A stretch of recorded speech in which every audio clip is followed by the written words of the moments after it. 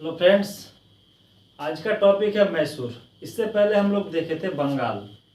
हम लोग बंगाल देखे थे। उस समय हम देखे क्या थे कि औरंगजेब के मृत्यु के बाद मुगल शासक का प्रभाव कम होता गया। उसके बाद उत्तरी मुगल शासक का दौर शुरू होता है और फिर अलग अलग क्षेत्रों में बढ़ जाते हैं। तो जैसे बंगाल, अवध, हैदराबाद और मैसूर, इस तरह से वहाँ के जो क्षेत्रीय शासक है वो उभर कर आते हैं।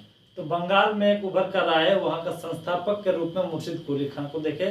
फिर उसका क्रम देखे, नवाबों का क्रम। फिर अंग्रेज अपना राज्य वहाँ कैसे स्थापित किया। लेकिन अब हम लोग देखेंगे मैसूर के बारे। मैसूर के बारे देखने उससे पहले हम लोग पहले के जो मैप थे उस वक्त का, तो हम लोग मैप के हिसाब से देखते हैं मैसूर किस जगह पे थे। ये आपका दक्षिण भारत में मैसूर आपका यहाँ से लेके ये वाला क्षेत्र था मैसूर। और इधर आपका ये मराठा, जिसका बाद में मुख्य पद के नाम से पेशवा के नाम से जानते हैं। इधर आपका मराठा, ये हो गया आपका मैसूर। और ये हो गया आपका निजाम का क्षेत्र, जो निजाम हैदराबाद कहलाता है। हैदराबाद का संस्थापक के रूप में निजाम आता है, जो निजामुल मुल्क या चिंगलेज खां। और फिर यहाँ पे मैसूर के नीचे थोड़ा सा लंबा सा ये है, इस जगह का नाम है त्रावणकोर, जो आज के टाइम में ये केरल है। और ये मैसूर जो आपका मैसूर पहले इस जगह पे कर्नाटक था। निजाम का क्षेत्र के हैदराबाद से थोड़ा सा ऊपर है, ये आपका थोड़ा सा ये क्षेत्र है, इसका नाम है उत्तरी सरकार। इसका जिक्र करेंगे हम लोग आज। और फिर यहाँ से लेके ये वाला क्षेत्र जो है ये आपका कर्नाटक। कर्नाटक अब के टाइम में यहाँ है, लेकिन कर्नाटक पहले तमिलनाडु के क्षेत्र के नाम से कर्नाटक को जाना जाता था। और कर्नाटक अभी जैसा है ये पहले मैसूर था। तो हम लोग देखेंगे। अब यहाँ पे एक है आपका विजयनगर। विजयनगर और बहमनी, ये उस टाइम का क्षेत्र है जो पहले मैसूर जो था वो मैसूर के सरदार विजयनगर के अधीन था। 1564 ईस्वी में 1564 ईस्वी में विजयनगर और बहमनी के बीच एक युद्ध होता है, और वो युद्ध का नाम है तालीकोटा का युद्ध। विजयनगर हिंदू बाहुल होता है और बहमनी मुस्लिम बाहुल। तो तालीकोटा का युद्ध होता है, जिसमें बहमनी जीतता है और विजयनगर हार जाता है। फिर आपका 1662 ईस्वी में 1662 ईस्वी में विजयनगर के राजा वेंकट द्वितीय, इन्होंने राजा वडियार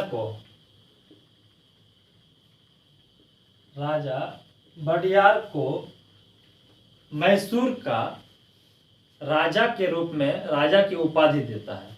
और फिर एक ईस्वी है आपका 1732 ईस्वी में एक राजकुमार जो अल्पवयस्क है, उसका नाम है कृष्ण राज, या इसका दूसरा नाम भी है चिक्का राजा। ये अल्पवयस्क होता है, तो इसका जो उस टाइम वास्तविक सत्ता होता है ये दो अधिकारियों के हाथ में होता है। अब हम लोग देखेंगे राजा वडियार का।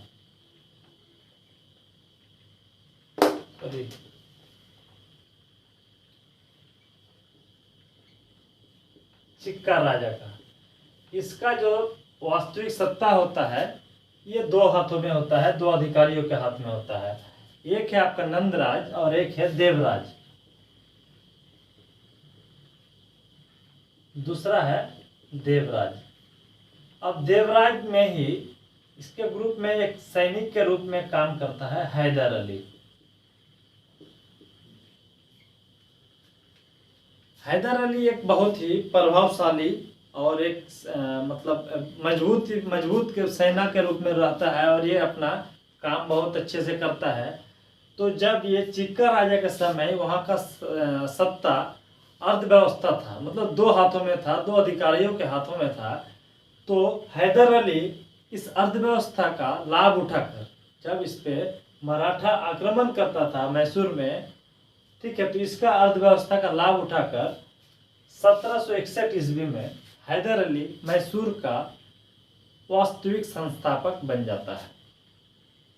तो मैसूर का संस्थापक के रूप में हैदर अली 1761 ईस्वी में। और हैदर अली अपना राजधानी श्रीरंगपट्टनम बनाता है और बेदनूर का नाम बदलकर हैदराबाद रखता है। अब हम लोग हैदर अली से रिलेटेड उसके बारे में थोड़ा सा जान लेते हैं। इसका जन्म 1722 ईस्वी में बंदीकोट एक जगह है मैसूर में, 1722 ईस्वी में बंदीकोट एक जगह है मैसूर में, वहाँ इसका जन्म होता है। हैदर अली नंदराज के ग्रुप में कहिए या फिर नंदराज के सेना में एक घुड़सवार के रूप में काम करता है, फिर बाद में एक कनिष्ठ अधिकारी के रूप में भी काम करता है। और फिर इसका मृत्यु 1782 ईस्वी में इसका मृत्यु हो जाता है। इसके बाद फिर हम लोग देखेंगे। तो ये था आपका हैदर अली के बारे। हैदर अली क्या किया, फ्रांसीसियों के सहायता से डिंडीगुल एक जगह है, डिंडीगुल में आधुनिक शस्त्रागार स्थापित किया, जो कि फ्रांस से जो ट्रेंड था, जो आपका ट्रेनिंग देने के लिए मतलब अच्छे मतलब ये नियुक्त किए और अपने सेना को इसी डिंडीगुल के शस्त्रागार में वो ट्रेनिंग देते थे अपने सेना को। अब क्या होता है कि मैसूर में जो हैदर अली है, इसका विरोध में आपका मराठा भी है, इसका विरुद्ध में आपका निजाम भी है। तो प्रारंभ से ही निजाम और मराठा दोनों इसका प्रतिनिधित्व था। और फिर क्या है, शुरू में मराठों से ये पराजित हो जाता है। हैदर अली शुरू में मराठों से पराजित हो जाता है, लेकिन पेशवा माधवराव, ध्यान याद रखिएगा, पेशवा माधवराव के मृत्यु होने के बाद हैदर अली 1774 से 76 इस 2 वर्ष में माधव राव की मृत्यु के बाद मराठों से बेलारी, कुडप्पा, गुट्टी, सुंडी, सेरदा, मालाबार तथा कुरनूल क्षेत्र जीत लेता है। कब?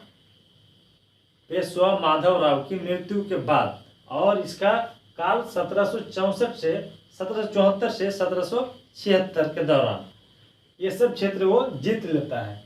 और फिर 4 आंग्ल मैसूर युद्ध होता है।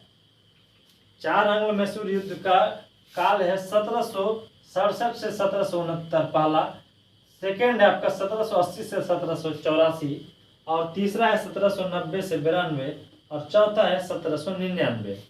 मतलब ये 1799 ही में खत्म हो जाता है। अब हम लोग पहला देखते हैं 1767 से 1769। अब क्या होता है कि ये जो निजाम है, इसको इस बात का डर रहता है कि ब्रिटिश ईस्ट इंडिया कंपनी पूर्वी भारत में बंगाल, बिहार और उड़ीसा में अपना साम्राज्य स्थापित कर लिया था। अब इसको डर था कि अब वो मेरे क्षेत्र में आ जाएगा। तो निजाम क्या करता है कि उत्तरी सरकार वाला क्षेत्र अंग्रेजों को पहले ही दे देता है कि उससे इसका संबंध अच्छा रहेगा और उस पर अटैक नहीं करेगा। तो अंग्रेजों को जब उत्तरी सरकार क्षेत्र मिल जाता है, तो इसके बदले अंग्रेज वचन देता है निजाम को कि मैसूर का शासक हैदर अली खां के विरुद्ध में निजाम का सहायता करेगा। और फिर मराठा भी तो इसके विरुद्ध में था ही। तो कर्नाटक के नवाब, अब देखिए कर्नाटक मतलब मैसूर नहीं समझिएगा, कर्नाटक ये वाला क्षेत्र है जो अब केरल है। कर्नाटक के नवाब क्या करता है, निजाम, मराठा और अंग्रेज, निजाम, मराठा, अंग्रेज को मिलाकर कर्नाटक के नवाब एक संधि करता है और ये हैदर अली के खिलाफ जाने का कोशिश करता है। जब इस बात को पता चलता है हैदर अली को, तो हैदर अली निजाम को अपने तरफ मिला लेता है और मराठा को भी अपने तरफ मिला लेता है। निजाम को बोलता है कि तुमको कुछ प्रदेश दे देंगे, तो प्रदेश का लोभ देकर, और मराठा को उसका जो ये क्षेत्र था गुटी, ये उससे तो जीता ही था, और एक क्षेत्र है जिसका नाम है शिवनेर, गुटी और शिवनेर मराठा को दे देगा, गुठी और शिवनेर मराठा को दे देगा। तो अब हैदर के साथ निजाम भी हो गया, हैदर के साथ मराठा भी हो गया। अब ये तीनों एक साथ हो गए।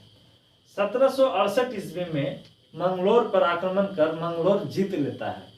हैदर अली 1768 ईस्वी में मंगलोर जीत लेता है और मद्रास में घेरा डाल देता है और मद्रास को भी घेर लेता है।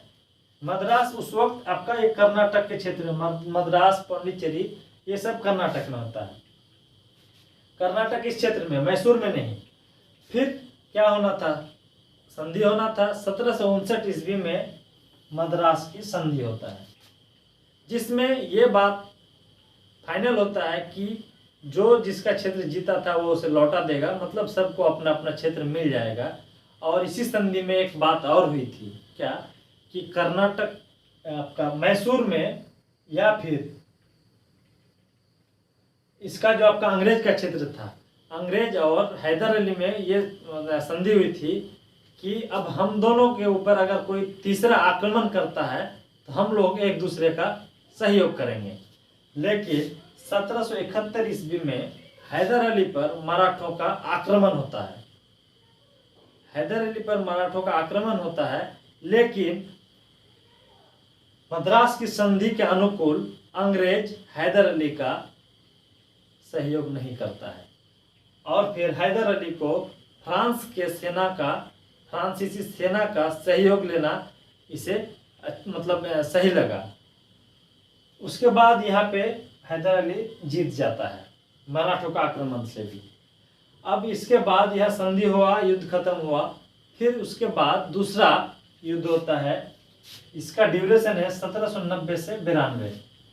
द्वितीय आंग्ल मैसूर युद्ध 1790 से 92। अच्छा, अब मैसूर में एक बंदरगाह है, मैसूर में एक बंदरगाह है जिसका नाम है माहे बंदरगाह, जो फ्रांसीसियों का है। माहे बंदरगाह और हैदर अली अपने संरक्षण में समझते थे, क्योंकि फ्रांसीसी और हैदर अली एक दूसरे से मिले हुए थे। तो माहे बंदरगाह को हैदर अली अपने हिसाब से अपने समझते थे, लेकिन 1759 ईस्वी में अंग्रेज माहे बंदरगाह पे आक्रमण कर देता है। दोस्तों, अब क्या, हैदर अली फिर निजाम और मराठा को फिर एक साथ में लेता है और फिर जुलाई 1780 ईस्वी में कर्नाटक पे आक्रमण करता है। अब ये वाला क्षेत्र में अब कर्नाटक पे आक्रमण करता है और कर्नल वेली के सेना को हराकर भगा देता है। और कर्नल वेली के सेना को हराता है और फिर हैदर अली क्या करता है, अरकान को भी कब्जा में ले लेता है। यहाँ पे यह युद्ध हुआ। अब 1780 ईस्वी में अंग्रेज जो है वो न्यूनतम स्तर में होता है और फिर अंग्रेज क्या करता है, हैदर अली से निजाम और मराठा को अलग कर देता है। अब अंग्रेज के साथ निजाम आ गया और फिर मराठा भी आ गया। और 1781 ईस्वी में आयरकूट के सेना पोर्टोनोवा, पोलीलूर, सलीमपुर में पराजित किया। मतलब ये सब जीत में जो है वो दूसरे मतलब ऑपोजिशन को पराजित किया। और फिर कंपनी क्या करता है, महादजी सिंधिया से संधि कर लेता है। अब ये ब्रिटिश ईस्ट इंडिया कंपनी और भी मजबूत हो जाता है।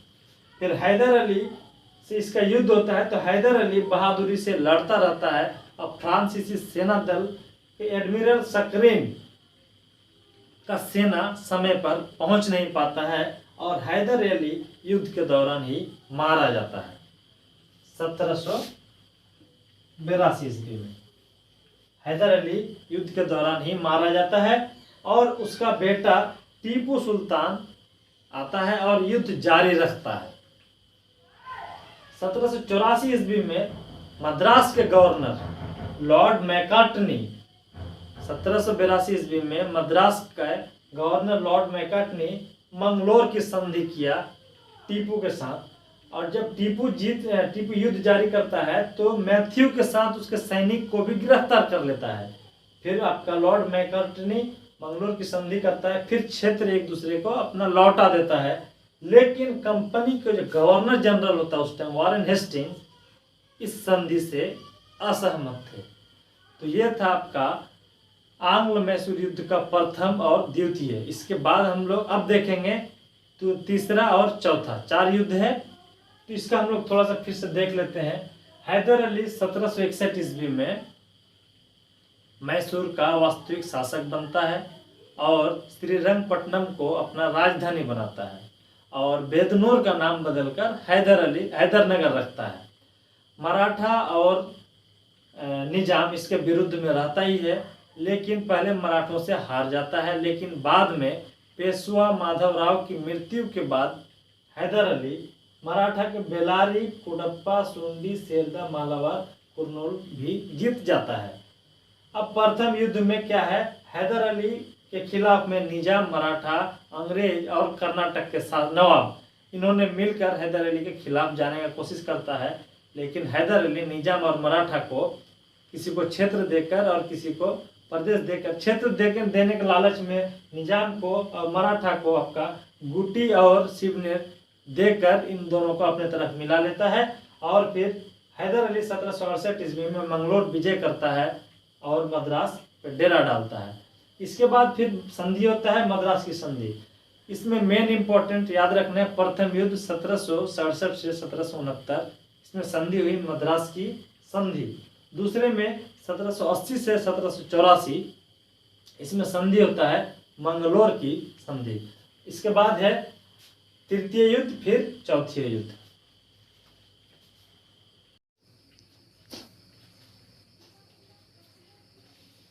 तो द्वितीय विश्व युद्ध में हम लोग देखे हैदर अली मारा गया और फिर टीपू सुल्तान उसका बेटा युद्ध को जारी रखा और अंत तक द्वितीय युद्ध में भी टीपू ही जीता। हैदर अली अंग्रेजों के शक्तियों के बारे में कहा कि बेलियों और वृत्तवटों के पराजय से अंग्रेजों को नष्ट नहीं किया जा सकता।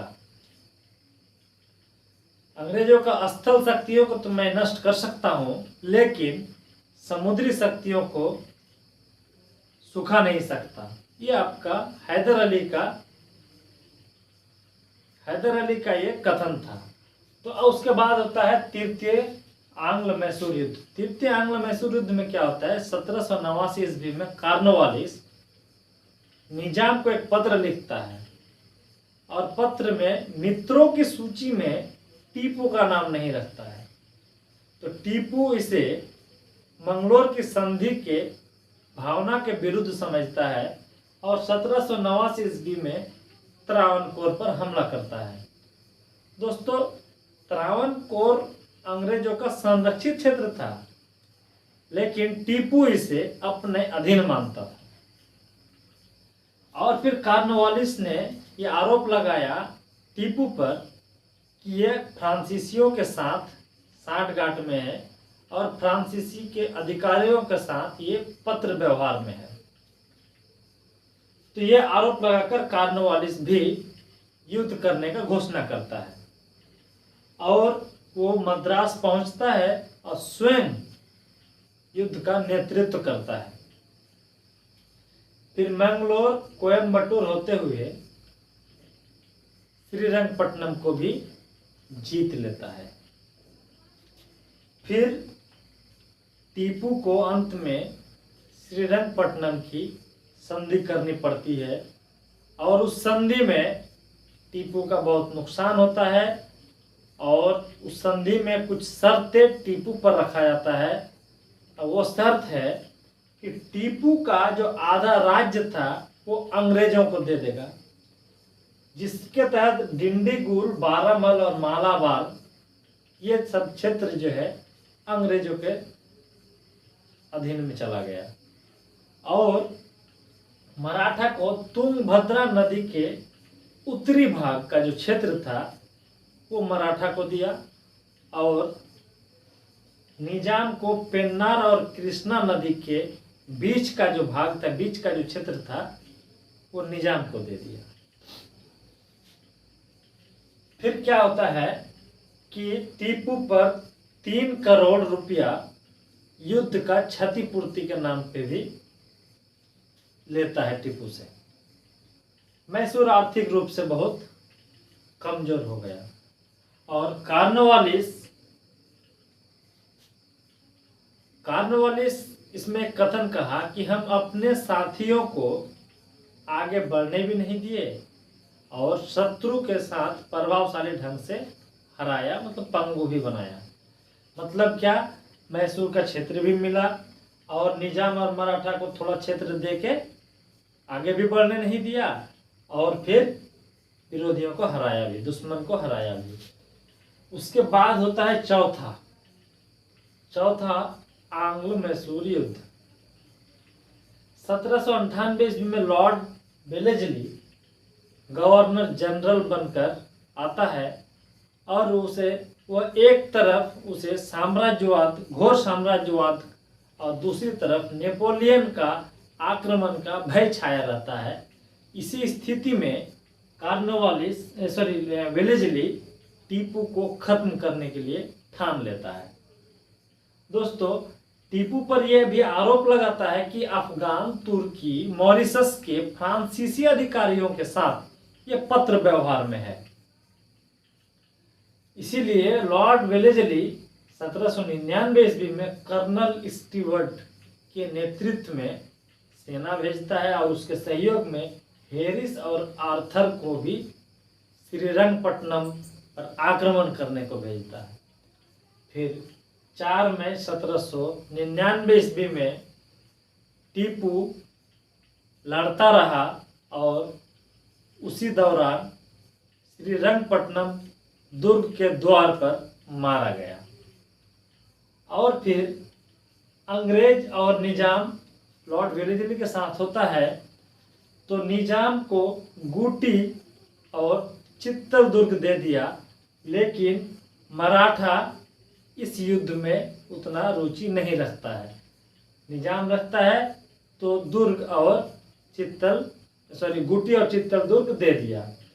और बचा जो क्षेत्र था वो कर्नाटक के अल्पवयस्क शासक एक बालक को बना देता है और बाकी बचा हुआ क्षेत्र उसे दे देता है और अंग्रेज जितना तटीय क्षेत्र है वो उसे ले लेता है और उस बचे हुए क्षेत्र बालक को दे देता है और फिर उसके साथ एक सहायक संधि कर लेता है लॉर्ड वेलेस्ली।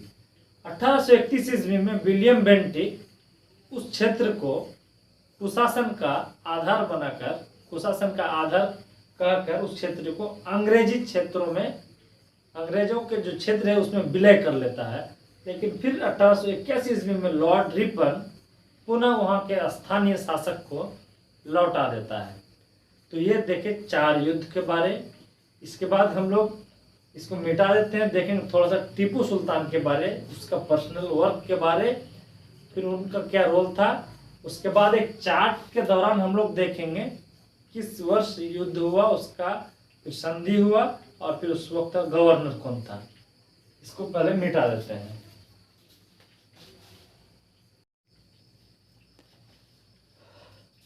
तो चारों आंग्ल मैसूर युद्ध देख लिए। उसके बाद हम लोग इसमें थोड़ा टीपू के बारे जान लेते हैं। टीपू का जो शासन काल में क्या अपना काम रहा और फिर उसके बारे थोड़ा सा। हैदर अली की पत्नी जो फातिमा थी उनसे इसका जन्म हुआ। टीपू कई एक भाषा जानते थे जैसे उर्दू, अरबी, कन्नड़, फारसी, ये सब भाषा वो जानते थे। श्रीरंगपट्टनम में वो स्वतंत्रता का वृक्ष लगवाया और जैकोबिन क्लब का भी स्थापना किया। जैकोबिन क्लब का सदस्य भी स्वयं बना। 1787 ईस्वी में सुल्तान की उपाधि प्राप्त की और इन्होंने अपने नाम के सिक्के भी चलाए। टीपू को सुधारों और नए प्रयोगों से बहुत प्यार था, मतलब नए सीखना या नए प्रयोग करना। टीपू के शासनकाल में वजीर का पद नहीं था। टीपू जागीरदारी प्रथा को छोड़ दिया, जमींदारों का दमन किया और रैयतवाड़ी पद्धति पर, मतलब टैक्स वसूला रैयतवाड़ी पद्धति पर। और फिर क्या, चंदन, सुपारी, मसाले आदि के व्यापार में एकाधिकार व्यवस्थित किया। उस वक्त चंदन, सुपारी, मसाले का व्यापार बहुत फायदेमंद था और इसमें अपना एकाधिकार व्यवस्थित किया। सुल्तान के सहयोग के समय, अब टीपू को सुल्तान का उपाधि मिला था, सुल्तान के सहयोग के लिए 7 मुख्य विभाग होते थे जिनका प्रधान को मीर आरिफ कहा जाता था। 7 विभाग होते थे और विभाग के मुख्य को मीर आरिफ कहा जाता था। 1784 ईस्वी के बाद, 1784 ईस्वी कब, जब द्वितीय युद्ध अपने पिता की मृत्यु होने के बाद आया, जारी रखा, फिर उन्होंने जीता, तो 1794 ईस्वी के बाद उन्होंने अपने साम्राज्य को 7 प्रांतों में बांटा और उसके मतलब प्रांतों को आसिफी टुकड़े कहते थे। उसके हेड को आसिफ और उसके टुकड़े को मतलब 7 अलग अलग प्रांत के टुकड़े को आसिफी टुकड़े कहा जाता था। और बाद में ये 7 प्रांत के जगह 17 प्रांतों में बांटा गया। अब क्या है कि चंदन, सुपारी, मसाले आदि के व्यापार किया।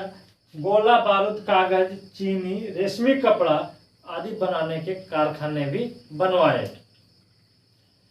इसके टाइम में भूमि कर जो वसूलते थे वो आपका 1/3 से लेके आपका 1/2 मतलब आधा हिस्सा के टाइम आधा तक वो मतलब भूमि कर के रूप में वसूलते थे। 1792 में टीपू का जो राय कर उठता था टैक्स, वो लगभग 1 करोड़ रुपया 1 करोड़ रुपया इसका भू राजस्व से आता था। अब क्या है कि हैदर अली या टीपू दोनों ने नौसेना का महत्व समझा और फिर टीपू ने 1796 ईस्वी में नौसेना बोर्ड का भी गठन किया और ये धार्मिक सहिष्णुपूर्ण था। टीपू जो है धार्मिक सहिष्णुपूर्ण था। टीपू क्या है कि जब मराठों ने आक्रमण किया तो एक मंदिर था श्रृंगेरी मंदिर, उसका मरम्मत के लिए और शारदा देवी मंदिर बनाने के लिए मतलब मूर्ति बनाने के लिए वो अपना धन भी दिया। और टीपू अपने क्षेत्र में श्री रंगनाथन सिंह जो मंदिर है उसमें और आपका गंगाधरेश्वर मंदिर की पूजा जो होता था उसमें कभी इन्होंने हस्तक्षेप नहीं किया। अब हम लोग देखेंगे, अब तक देखे मैसूर के बारे। सबसे पहले हैदर अली के बारे जाने। हैदर अली के बाद 4 आंग्ल मैसूर युद्ध हुआ। उसके बाद फिर हम लोग थोड़ा टीपू के बारे भी देख लिए। अब जो 4 आंग्ल मैसूर युद्ध है, एग्जाम के दृष्टि से जो मेन फैक्ट है, हम तो अब तक इतना बताए, हो सके तो आप लोग नोट्स बना लीजिए, उसको लिख के रखिएगा और जो फैक्ट है उसको हम याद करने की कोशिश करते हैं। 4 युद्ध हुए, प्रथम, द्वितीय, तृतीय, चतुर्थ। इसका वर्ष याद रखिएगा। प्रथम 1767 से 1769, द्वितीय 80 से 84, तृतीय 1790 से 92 और चतुर्थ 1799। संधि हुई प्रथम में मद्रास की संधि, दूसरा में आपका मंगलोर की संधि, तीसरा में श्रीरंगपट्टनम की संधि और चतुर्थ में सहायक संधि नहीं स्वीकारा और टीपू की मृत्यु हो जाती है। अब हैदर अली की मृत्यु कब हुई? तो 1782 में, मतलब क्या, द्वितीय युद्ध के समय। टीपू की मृत्यु कब हुई? चतुर्थ युद्ध के समय 1799 ईस्वी में। अब प्रथम में गवर्नर का चर्चा नहीं है, द्वितीय में आपका वो गवर्नर रहता वॉरेन हेस्टिंग, तृतीय में कॉर्नवालिस, चौथ में वेलेस्ली। तो प्रथम, द्वितीय, तृतीय, चतुर्थ सबका ये मतलब पीरियड, युद्ध का पीरियड वो याद रखना है। और किसके किसके बीच हुआ? तो अंग्रेज और मैसूर जो हैदर अली, वही दोनों के बीच हुआ। प्रथम 2 में हैदर अली, लेकिन हैदर अली बीच में मारा जाता है और फिर 1782 में उसका बेटा टीपू आता है, उसको युद्ध जारी करता है। चतुर्थ युद्ध में टीपू मारा जाता है। ये हम लोग अब तक देखे मैसूर के बारे। एग्जाम की दृष्टि से बहुत ही इम्पोर्टेंट टॉपिक है और मैं उम्मीद करता हूँ कि आप लोगों को ये समझ में आया। फिर हम लोग आगे देखेंगे नेक्स्ट। Thank you.